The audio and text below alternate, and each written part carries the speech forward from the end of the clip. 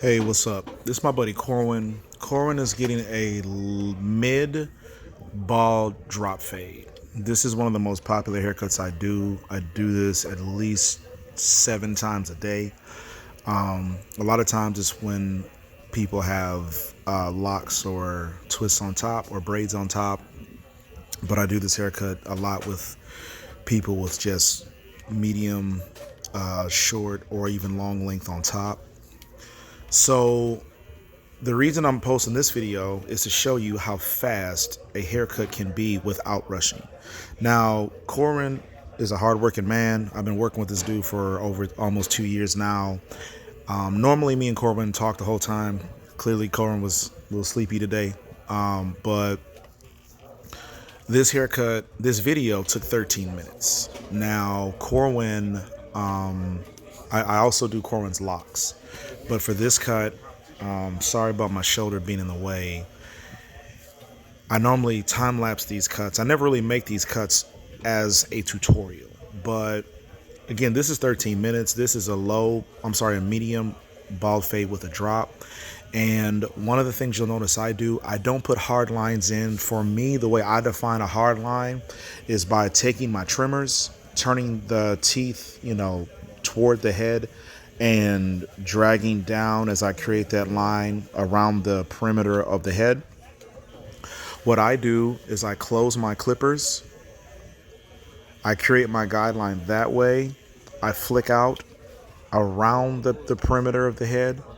And then after I do that, I follow it up by going around that initial guideline. And if you notice, I'm scooping up. I'm not going exactly to the line that I created. I generally will go like around a quarter inch below that line, around the entire head. If I were to make this into a skin fade, I would add that third step by doing the very same thing with my foil trimmers just below the line that this imaginary line that I'm creating with my trimmers. So being that this is only a bald fade and not a skin fade, this is the only extra step I'm going to take. Now, again, what I'm doing, I'm taking my trimmers, I'm balling out the very bottom, and as I get to that initial guideline that I've created, I just kind of scoop out or flick out right before I get to where all the bulk is left currently. Yeah, every 3 years I raise my prices by $5. But for the people that see me consistently, like y'all will only experience one price bump. And that's this one.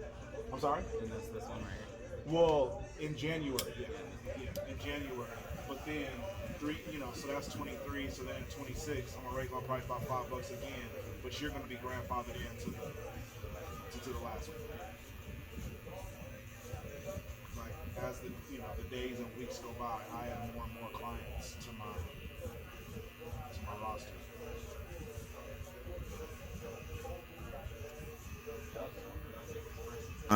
I've taken my zero guard and I'm doing basically the same thing I just did with my trimmers, but now I'm going just below where the hair gets long with my zero or my half guard. Mine's got a zero on them, so that's why I call them a zero. A lot of you refer to them as half, but the magnetic clips I use, they say zero, so that's what they are to me. Yes, those people. It's a lot of my clients that still drive up from. But notice as I'm going up, I don't go all the way to the top, and when I get close to the top, I flick out.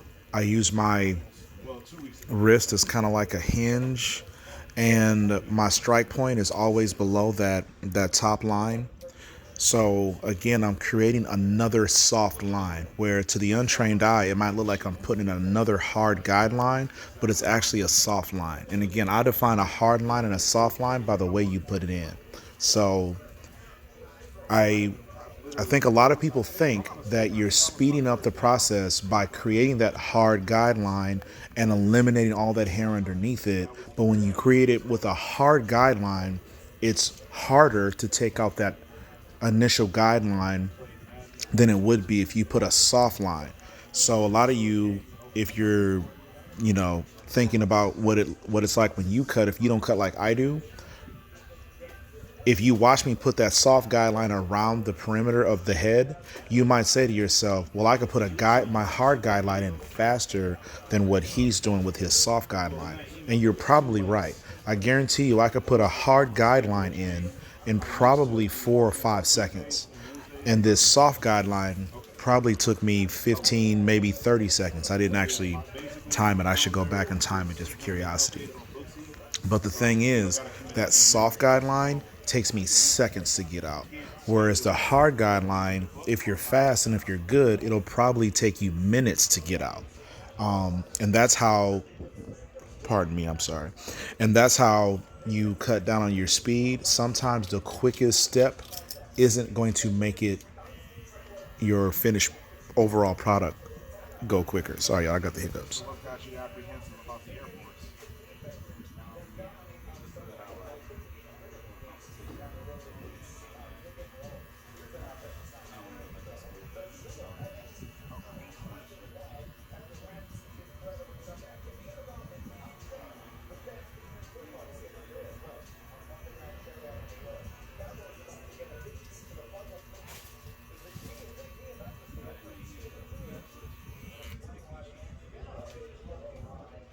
What you just saw, Your high school? I just took my guard off my clipper. I turned my clippers all the way open, and I was flicking at the bottom of the line. But notice when I'm doing when I'm removing my lines, I notice a lot of barbers have their clippers flat to the side of a person's head. I have this theory that y'all are using your clippers wrong. Clearly, y'all get results. Y'all do great work.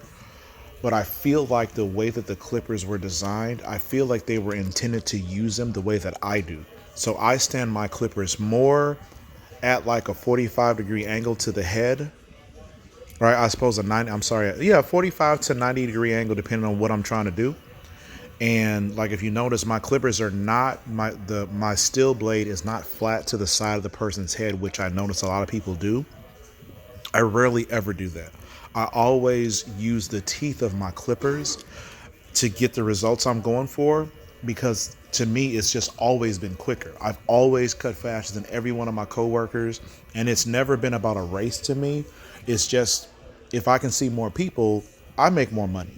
If I can have more conversations with the person and not take up their entire day, I build more rapport. I get more people returning to come back to me to sit in my chair. If I can build more rapport and make more of a friendship, that helps me build more clientele than a good haircut would. A lot of barbers that I've noticed that I've worked with in the past don't always talk to their clients. And even when they do, they can't work and talk at the same time. I've been cutting so long, I just effortlessly zone out, and I'm engaged in the conversation. The next thing you know, the haircut's done, and it hasn't even been that long. But back to the point. Notice again, my clippers are at about a 40. Man, I'm not good with geometry. This looks to me like, yeah, it's about a 90-degree angle at this point. I mean, I don't know, a 60-degree angle if you want to be a stickler. But if you notice, I rarely flick just like straight up and down. I'm also usually doing this at an angle, because most of the time people's hair isn't going straight down. It's usually going a little bit down and to the left or a little bit down and to the right. So all of my cutting strokes usually are always exactly opposite of where the hair is coming from. And with my fine tuning or my detail work, I might change, the angle in which I do that. But right now we're almost 10 minutes in. The haircut is virtually over. There's some high points and some thick areas I got to go over to clean out. But largely this is done. I'm about to get to his edge up in a minute, but there's some touch-up work I got to do. But again, this cut in totality, it says it took 13 minutes and 5 seconds. There's a part where I end the video and then I spray him down with his alcohol, and then I put the oil sheen on him just for the effect of the finish. But this haircut, all told, less than 15 minutes from the time he got in the building to the time he left the building.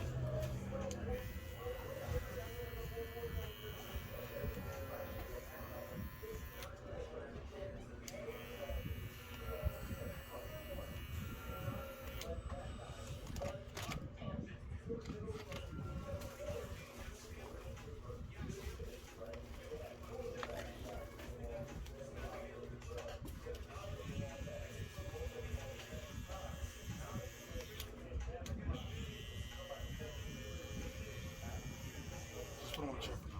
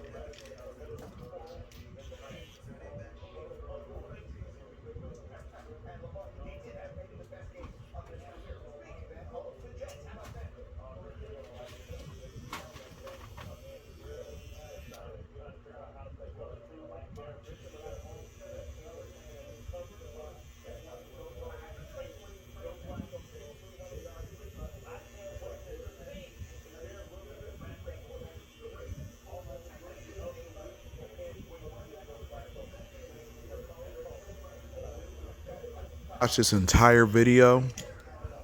Hopefully you can see that I'm not rushing. If you feel like at any point I was speeding through this cut, please comment and tell me why you thought that or when you thought that. But I've seen so many barbers come and go, and a lot of them have a hard time, making the cut. No pun intended. But they have a hard time making it because they don't have the ability to be efficient with their time. They can't make their time valuable enough to sustain their business. I will start to do more videos about speed because it is literally the most important thing in the game. Next to customer service, you have to be efficient with your time. Thanks for watching. Stay tuned.